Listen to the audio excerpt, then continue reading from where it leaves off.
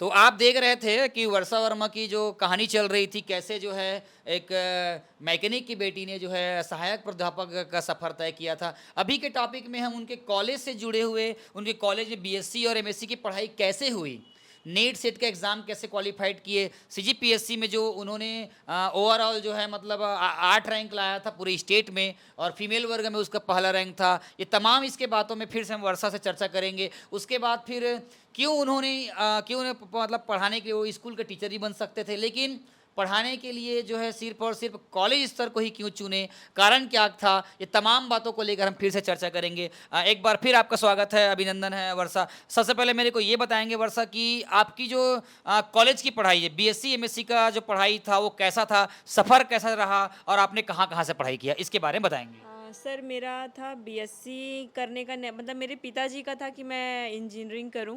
जी। But मेरा और मेरे चाचा जी बलराम वर्मा जो कि बीएसपी में है अभी, उनका ये था कि बीटेक उस टाइम बहुत ज़्यादा लोग कर रहे थे, उस टाइम पे उतने ऑप्शंस नहीं थे, तो हम बीएससी करते हैं काफ़ी अच्छा रहेगा, तो ये हम दोनों की इच्छा थी।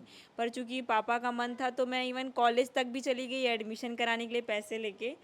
लेकिन फिर कुछ टेक्निकल इशू आया और वो बोले कि आप अगले दिन आइएगा, तो वो बोलिए कि भगवान की मदद थी मेरे लिए कि मैं घर आई। फिर मैं मेरे चाचा पापा को समझाए, फिर वो बोले कि ठीक है तुम देख लो तुमको जो करना है। थोड़ा नाराज़ हो गए थे। मतलब ईश्वर को कुछ दूसरा ही मंजूर था, जी। है ना, ये बोल सकते हाँ, हैं कि ये एक बोल नया ट्रैक सकते आपको हैं। मिलना, मेरे क्या हाँ, लगता है ये वो दिन अगर नहीं होता तो हाँ, शायद आप यहाँ का जो लंबी छलांग थी, एक नया जो आपका वो आयाम था, वहां तक नहीं पहुंच पाते। जी। बहुत बढ़िया। जी। फिर उसके बाद पापा बोले ठीक है तुम देख लो। हमारे यहाँ पापा का शुरू से ये था कि वो फोर्स नहीं करते थे, आपको करना है आप कीजिए, लेकिन वो स्पून फीडिंग भी नहीं करते थे कि बेटा हम चलो कॉलेज जाएंगे, हम पता करेंगे, आपको जाना है, घर पे आपको साधन दिया जा रहा है, आप जाइए पता कीजिए, आपको जो चाहिए वो मुहैया कराया जाएगा।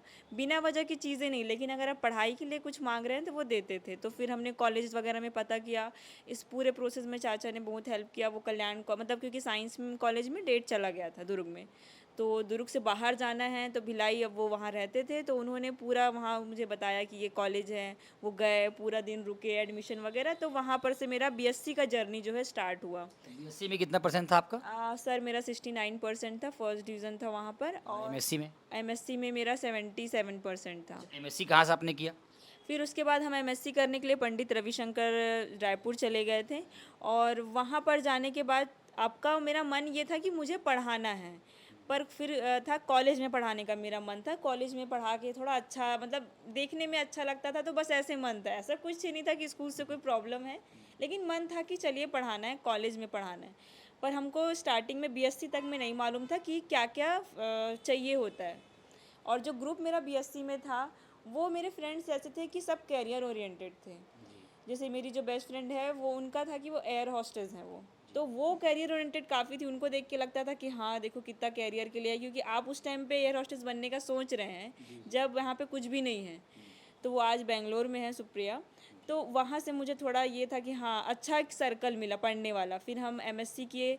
एमएससी में आप 32 लोग अलग अलग जगह से आते हैं, और हम लोग ट्रेन से जाना आना करते थे। ट्रेन में सफ़र होता था हमारा, 9:20 की ट्रेन थी रायपुर दुर्ग से लोकल, और 4 बजे वापस। तो आपके पास जाना है, क्लास अटेंड करना है, प्रैक्टिकल ख़त्म करना है, भागना है, आपको ट्रेन पकड़ना है। अगर लेट हुए तो सीधा 6 बजे तक आप बैठेंगे या उसके बाद वाला कोई ट्रेन मिलेगा। तो टाइम को लेके एकदम पाबंद थे हम लोग। और वहाँ का जो सर्कल था, वहाँ का जो ग्रुप था हमारा एमएससी का, उसमें भी सब के आज अगर देखूँ मैं, मेरे ख्याल से मोस्ट ऑफ द लोग वर्किंग है सर। कोई टीचर है, कोई लेक्चरर है, कोई मेरी तरह असिस्टेंट प्रोफेसर है, कोई पीएससी में जा रहा है, कोई कर रहा है। तो जब आप ऐसे लोगों से मिलते हैं, आपका ग्रुप ऐसा होता है ना, तो आपको ये ज़रूर फ़ायदा होता है कि सब बात करते हैं कैरियर की। वहाँ कोई ये बात नहीं करता था उस टाइम पे, मोबाइल तो आ गया था, पर कोई उतना मोबाइल ओरिएंटेड नहीं था कि अरे ये है ऐसा है। सब ऐसे थे कि पढ़ना है। फिर एमएससी वहाँ जाके हमें नेट सेट गेट के एग्ज़ाम के बारे में जानकारी मिली। फिर हमें ये पता चला, हमारे सीनियर्स चूँकि दिल्ली गए थे कोचिंग के लिए, वहाँ से आइडिया पता चला कि अच्छा नेट की कोचिंग यहाँ नहीं होती, दिल्ली जाना पड़ता है। अब वहाँ ये थोड़ी समस्या थी कि कोचिंग में तो पैसे लगते हैं, कम से कम 50-60 हज़ार रुपये खर्चा आएगा, कहाँ से आएगा। तो उस टाइम हमारे कुछ क्लासमेट चले गए, तो वहाँ से हमें बजट पता चल गया कि 30 से 50 हज़ार रुपये, 30 हज़ार तो फीस था। अब आप 6 महीने रहेंगे तो कुछ खाएंगे पिएंगे और रहेंगे भी, तो उसका खर्च मिला के आप एवरेज मान लीजिए 60 हज़ार, कोई भी फिजूल खर्च ही ना करे तो। तो अब कहाँ से आएगा? तो चूँकि घर में परिस्थितियाँ मालूम थी कि इतना बड़ा अमाउंट एक साथ मिलना मुश्किल है। तो पहले तो हमने 6 महीने 6 महीने नहीं कहूँगी, 4 महीने मैंने एक इंजीनियरिंग कॉलेज में पढ़ाया। मैंने और मेरी फ्रेंड ने, उसने भी पढ़ा रही थी, मैं भी पढ़ा रही थी कि हम पैसे इकट्ठे कर लेते हैं। उसके बाद हम लोग दिल्ली चले गए, मेरे भाई और मैं। उन्होंने मेरी बहुत मदद की थी कि वो खुद गए थे, और जो क्योंकि 4 महीने में 60,000 तो होगा नहीं, तो बाकी सारा अमाउंट उन्होंने पूरा अरेंज किया था। और फिर हम दिल्ली गए, कोचिंग किया, 6 महीने वहाँ रहे और हमने पढ़ाई की। वहाँ का माहौल बहुत अच्छा है, पूरा पढ़ने लायक है। जो जिया सराई जो जगह है, वो पूरा माहौल आपका पढ़ने के लिए है। वहाँ से आने के बाद अब आपको एक प्रेशर फील होना चाहिए कि नहीं, तुम चूँकि कोचिंग की हो तो तुमको अब एग्ज़ाम निकालना ही है, निकालना ही चाहिए। बट ये मैं अपने घर वालों को कहूँगी कि वो लोग कभी ये नहीं बोले कि बेटा अब तुम कोचिंग कर ली, तुम्हारा ये एग्ज़ाम नहीं निकला तो हम तुमको घर से काम करवाएंगे, या तुमको नौकरी करना, या तुम्हारी शादी। एक लड़की के ऊपर रहता है कि अब घर वाले बोलते हैं कि ये कब ये होगा, क्या ये करवाएंगे क्या शादी वादी। वो लोग का कुछ नहीं था। अच्छा तुमको पढ़ना है, तुम पढ़ो। कोई फैंसी चीज़ मैंने मांगी हो, मुझे नहीं मिलेगी, वो मैं समझती थी तो मांगना ही नहीं था, लेकिन पढ़ाई ही करना है। मेरा घर में ऐसे 3 रूम है जो आप देख रहे हैं अभी, तो और रहने वाले 5 है, 7 लोग थे हम लोग। दादा दादी नीचे रहते थे क्योंकि वो चल नहीं पाते थे। और मेरी सिस्टर चूँकि पढ़ाई कर रही थी, तो वो उसे मालूम था कि मैं एक रूम में अगर दूसरा व्यक्ति भी बैठा है, मैं पढ़ने में कंफर्टेबल नहीं हो पाती थी, मैं नहीं पढ़ पाती थी। मतलब मुझे बहुत ज़्यादा ध्यान से पढ़ना चाहिए था।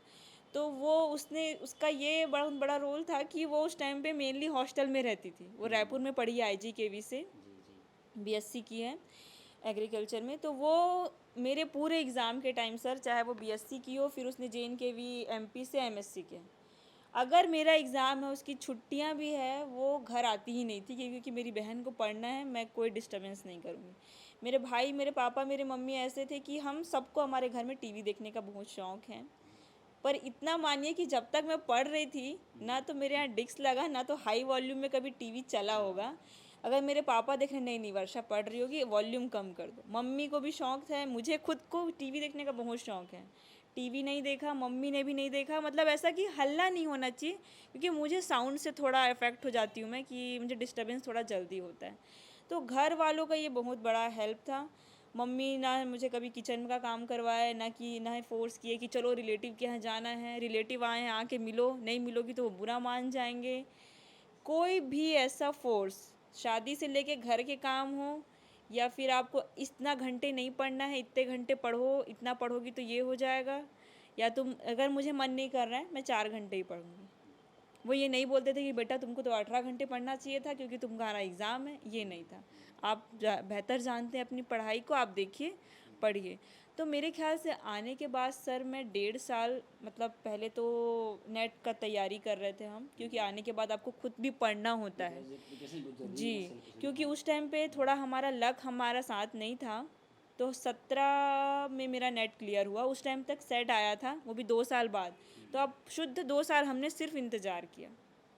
अब क्लियर हो गया। क्लियर होने के बाद अब क्या करेंगे, वैकेंसी तो आई नहीं, तो फिर मैंने गेस्ट में पढ़ाना चालू किया। कमला कॉलेज राजनांदगांव में मैं पढ़ाती थी, और वहाँ से भी मैं ट्रेन से आना जाना करती थी। वहाँ एक लाली मैम करके हैं, मतलब वो दुर्ग में ही है, अभी साइंस कॉलेज में पढ़ा रही हैं मैम। उस काफ़ी सीनियर है, कॉमर्स की हैं। तो वो मुझे बोलती थी, वर्षा अपने को PSC क्लियर, मतलब मैम का क्लियर है, वो क्लियर था, पर वो मुझे देख के बोलती थी, वर्षा अपने को क्लियर करना है ना PSC, ये पढ़ने का है, देखो ये छत्तीसगढ़ है, ये पढ़ोगी। श्रीवास्तव सर थे, हाँ पढ़ो, अच्छे से करो। तो आपको वहाँ भी मुझे ऐसा माहौल था, क्योंकि वो मुझे देखते थे, जैसे मुझे खाली समय मिला मैं अपना नोट्स लेके जाती थी, वहाँ पढ़ रही हूँ। ट्रेन में आने जाने के टाइम नोट्स पढ़ रहे हैं, छत्तीसगढ़ पढ़ रहे हैं।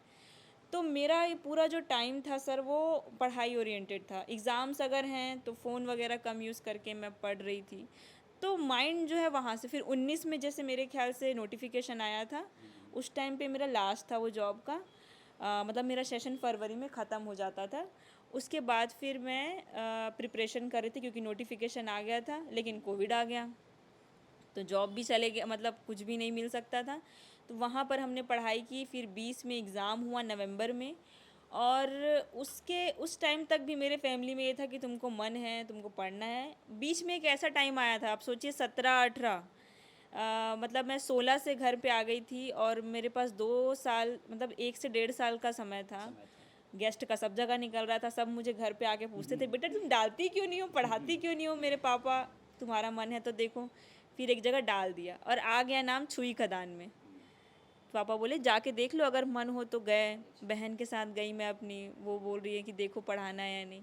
अब आने के बाद मुझे, क्योंकि मेरा उस टाइम पे नेट क्लियर नहीं हुआ था, तो मैं ये सोच रही थी कि अगर मैं वहाँ पढ़ाने जाऊँगी तो क्या मैं समय दे पाऊँगी। तो मैं फिर अपने पापा के पास जाके बोली, मेरे भाई बहन सब बैठे थे, और फिर मैं बोली मुझे नहीं पढ़ाना है, मुझे पढ़ना है, मुझे एक और मतलब मैं सोच रही हूँ कि मुझे पढ़ना चाहिए, मैं एक और ट्राई। बोले तो कौन बोल रहा है पढ़ाने के लिए, हमने तुमको सिर्फ देखने के लिए भेजा था, अगर पढ़ाना है तो पढ़ाओ। तो वो इतने सपोर्टिव थे। मतलब 2 साल तक, मतलब कई लोग घर पे ताना मारते होंगे या फिर प्रेशर डालते होंगे कि क्यों नहीं हो रहा है, मैंने अपने घर पे सर वो कभी फील नहीं किया। लड़की हो या लड़का, हमारे यहाँ फ्रीडम था कि जब तक जो करना है वो करो। सपोर्टिंग फैक्टर काफ़ी अच्छा रहा। बहुत बहुत ज़्यादा, मतलब मैं इतना सपोर्टिव किसी को नहीं देखी हूँ, क्योंकि आप एक ऐसे बैकग्राउंड से हैं जहाँ कोई पढ़ा लिखा नहीं है।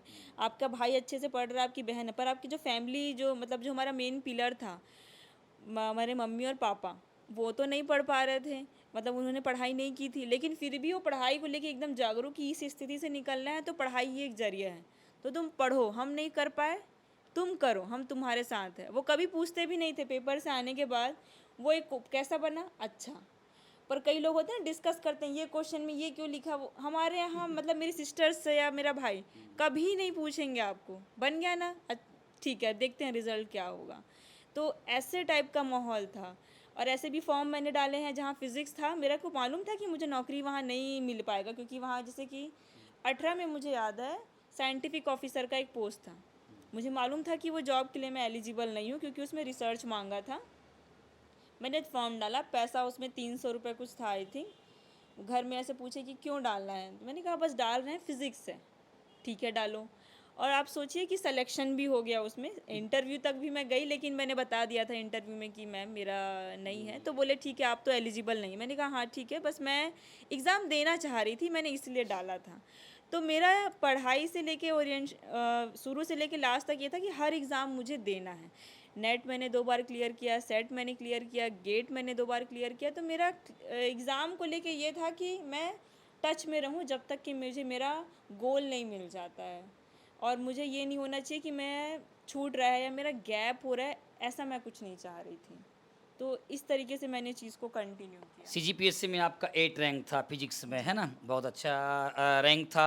तैयारी भी आपने अच्छे तरीके से की है। साथ ही साथ अभी आप वर्तमान में दाऊद उत्तम जो शाह गवर्नमेंट कॉलेज मचांदुर है, वहाँ पे आप पोस्टिंग में हैं। अच्छा ये बताइए, अभी आप कॉलेज को लेकर अभी आप पढ़ाई कर रहे हैं, है ना? और आपकी पीएचडी आप बता रहे थे कहाँ से हैं? जी। तो एग्ज़ाम के बाद हो गया था एग्ज़ाम, नेट भी था, तो अब फिर आगे तो बढ़ना है, क्योंकि पिछले बार 4 साल लग चुका था पोस्टिंग आते-आते, तो हम नहीं चाह रहे थे कि हम इतना लंबा गैप और दें, क्योंकि 6 साल का ऑलरेडी गैप हो चुका था। तो फिर उसके बाद हमने क्या पीएचडी ज्वाइन किया, मैंने आईआईटी भुवनेश्वर जो है उड़ीसा, वहाँ से मैंने पीएचडी ज्वाइन किया।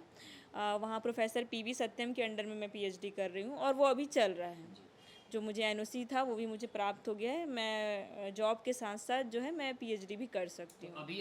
अभी प्राध्यापकों की, प्रोफेसर की वैकेंसी निकली, 500 से ऊपर निकली, क्या आप उसको अभी देंगे कि उसके लिए एलिजिबल हैं कि नहीं आप? नहीं नहीं सर, अभी हम एलिजिबल नहीं हैं। पहले क्योंकि हम अभी असिस्टेंट हैं, तो पहले जब हम पीएचडी कंप्लीट कर लेंगे उसके बाद एसोसिएट होगा और कुछ क्राइटेरियाज हैं, और फिर प्रोफेसर हैं, तो वो काफ़ी लंबा सफ़र है। और मुझे ऐसा लगता है कि जो मिल रहा है वो बहुत है, जो मिलेगा वो भी बहुत ही होगा, तो टाइम के आने के बाद सब कुछ मिल जाएगा। एक समय के बाद तो असिस्टेंट प्रोफेसर से असिस्टेंट तो हट ही जाएगा, फिर आप प्रोफेसर की श्रेणी में आने के बाद फिर जब काफ़ी लंबे हो जाएंगे, समय बीत जाएगा, तो फिर आप जो है प्रिंसिपल के लिए, है ना, प्रिंसिपल के लिए भी एलिजिबल हो जाएंगे। और अब कहीं ना सर कहीं वो वो चाहते हैं कि, बहुत है ना, वो डॉक्टर शब्द जो लगते हैं, डॉक्टर डॉक्टर शब्द वर्षा लगता है। वर्मा, जी जी ऐसा वहाँ पे अंकित हो, है ना, तो ज़्यादा अच्छा रहेगा। अच्छा ये बताइए, अब आखिरी आपसे सवाल है कि अभी आप टीचर्स हैं और है ना, फिजिक्स के प्रति आपके रुझान अच्छा है, सिंसियर है काफ़ी, तो अभी जिस कॉलेज में आप पढ़ा रहे हो या जहाँ भी आप पढ़ाएंगे,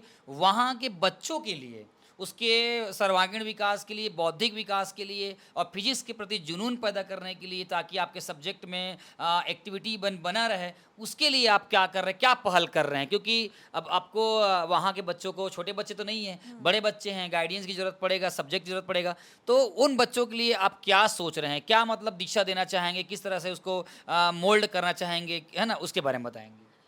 सर पहले तो अगर हम पढ़ाने जाते हैं तो जैसे मैं अगर हम आज भी पढ़ा रहे हैं, चूँकि मैंने गेस्ट में ही पढ़ाया है, तो भी हमारा ये रहता है कि जब भी पढ़ाने जाए, ये आदत हमें मेरे ख्याल से यूनिवर्सिटी में जब मैं थी, तो मैंने अग्रवाल सर जो क्लासिकल पढ़ाते थे, या सारे टीचर्स वो जब भी पढ़ाने आते थे, वो पहले खुद से रेडी होके आते थे और वो ये बात हमें बताते थे कि तुमको पढ़ाने के लिए पहले मैं खुद पढ़ के आऊँगा, नई चीज़ें सोचूंगा कि कैसे किसको बताना है।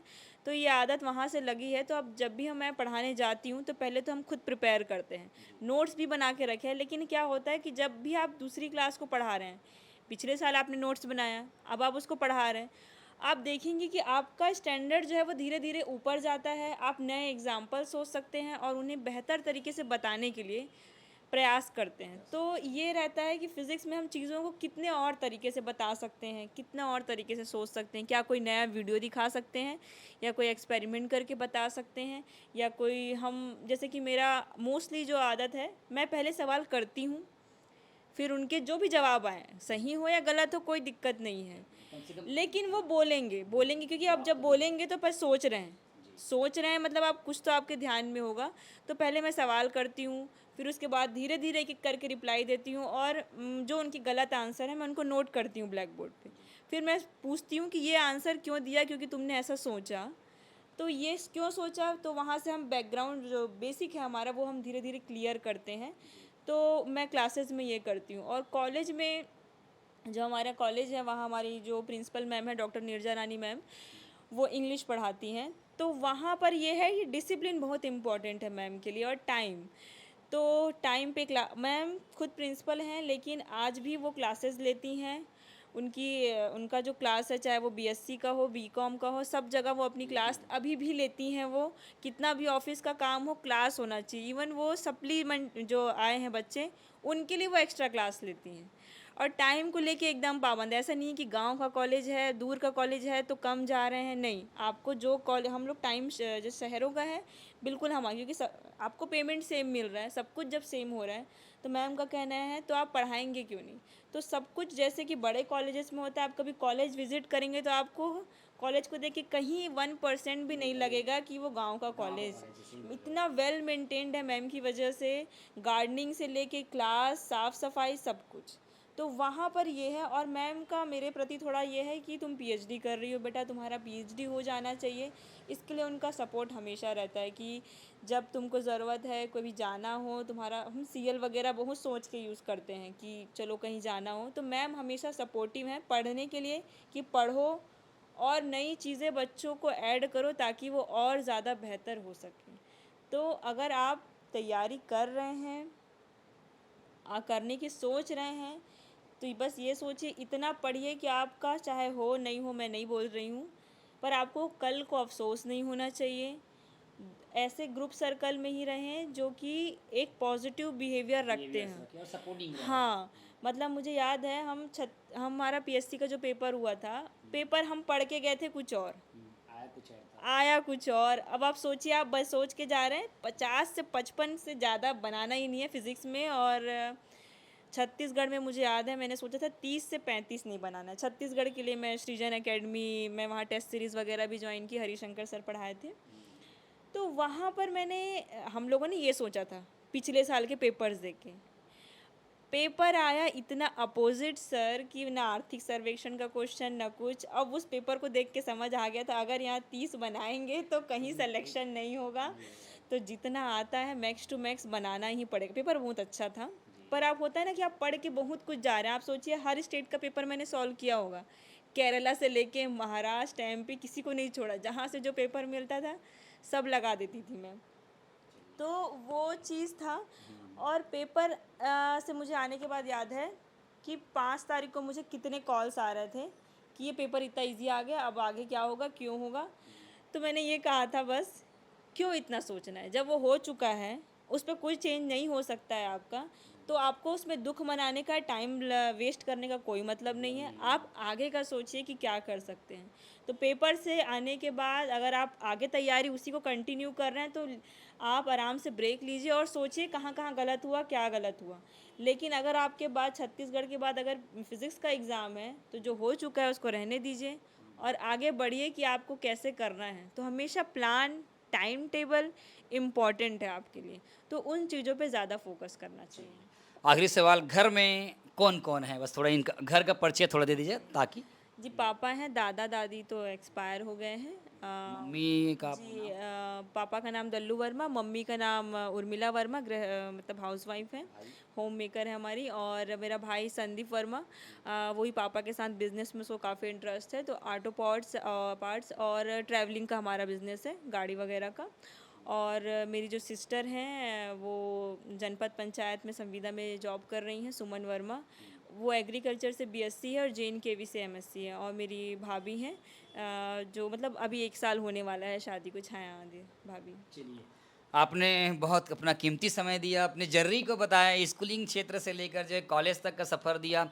यकीनन सीखने वालों के लिए तो हर पॉइंट सीखने लायक रहता है और आपने जो अनुभव किया है, उसको अपने शब्दों में पिरोया है, बताया है ना? और जो भी हमारे इस वीडियो को देखेंगे, समझेंगे, लगता है कि उनको हाँ, कि मैं उनसे मोटिवेट हो रहा हूँ, तो हर इंसान के लिए सीखने के लिए बहुत कुछ है। आपने हमें अपना कीमती समय दिया, वर्षा, इसके लिए बहुत-बहुत आप बधाई के पात्र हैं और हम चाहते हैं कि आने वाले समय में शिक्षा के क्षेत्र में उल्लेखनीय कार्य करें और बेहतर से बेहतरीन करने का प्रयास करें। इसके लिए मैं बहुत-बहुत आपको शुभकामनाएँ देना चाहूँगा। Thank you sir. तो ये आप देख रहे थे मोरसंगवारी चैनल के माध्यम से। आज हम पहुँचे हुए थे, वर्षा वर्मा के यहाँ पहुँचे हुए थे और होनहार छात्रा रही है और इनकी जो स्टोरी है वो मोरसंगवारी चैनल पर आपको मिल जाएगी और किस प्रकार से संघर्ष करते हुए इस मुकाम पर पहुँचे हुए हैं। वर्तमान में जो वर्षा वर्मा जो है वो दाऊ उत्तम साव जो गवर्नमेंट कॉलेज मचांदूर है वहाँ पर पोस्टिंग है और ये PSC के थ्रू जो है आपको बता दिया गया था कि ओवरऑल 8 रैंक और फीमेल वर्ग में फर्स्ट रैंक थी, है ना? और उसके बाद फिर बहुत सारे इनके तमाम संघर्ष भरी कहानियाँ रही है। बहुत लंबा इंतजार करना पड़ा है इस जॉब के लिए, 6 साल का इंतजार करना पड़ा है। तो कहीं न कहीं एक टाइम यहाँ पर जो बोलते हैं ना, सफलता कोई शॉर्टकट ट्रिक नहीं होता है। सफलता प्राप्त करने के लिए आपको समय देना पड़ता है ना? उसके लिए भिड़ना पड़ता है। बस वही चीज़ संयम जो है यहाँ पर आया है और वर्षा वर्मा के पेरेंट्स, है ना, जिन्होंने इतना अच्छा सपोर्ट किया, उनको मैं धन्यवाद देना चाहूँगा। साथ ही साथ शिक्षकी कार्य में उनके जो योगदान दिया हुआ है, चाहे वो HS वर्मा हो या कोचिंग सेंटर वाले सर हो, हितेन सर हो या कोई अमुक टीचर्स हो जिनको प्रत्यक्ष और अप्रत्यक्ष रूप से सपोर्ट किए हों, है ना, होंगे, उन सभी को मैं जो है बधाई के पात्र मानता हूँ और यहाँ तक उनको पहुँचाएँ उसके लिए आप भी बधाई के पात्र हैं और इसके लिए पूरे परिवार सबको मैं एक बार शुभकामनाएं देता हूँ। और मोर संगवारी चैनल में आप बने रहिए क्योंकि अब मोर संगवारी चैनल जो है पूरे दुर्ग संभाग के जितने भी गवर्नमेंट कॉलेज हैं और पूरे जितने भी स्कूल्स हैं, सारे बच्चों का जो है इंटरव्यू चैनल के माध्यम से जो है आपको हर दिन आएगा क्योंकि ये जो कार्य जो है के लिए जो है हमारा मोर संगवारी चैनल जो है वो अधिकृत हो चुका है गवर्नमेंट से। और उसके बाद जो है आप अगर हमारे चैनल में अगर नहीं जुड़े हैं तो बिल्कुल जुड़िए और जहाँ से भी आपको कोई भी चीज़ सीखने मिलता है तो उसके लिए चैनल को लाइक करें, सब्सक्राइब करें और हमारे कमेंट सेक्शन में जाकर जो एक प्यारा सा कमेंट्स करें ताकि हम आने वाले समय में बेहतर नहीं, बेहतर से बेहतरीन चीज़ जो है आप तक के लिए लेकर आएँ। तो बने रहिए मोर संगवारी तुम्हार द्वार। धन्यवाद।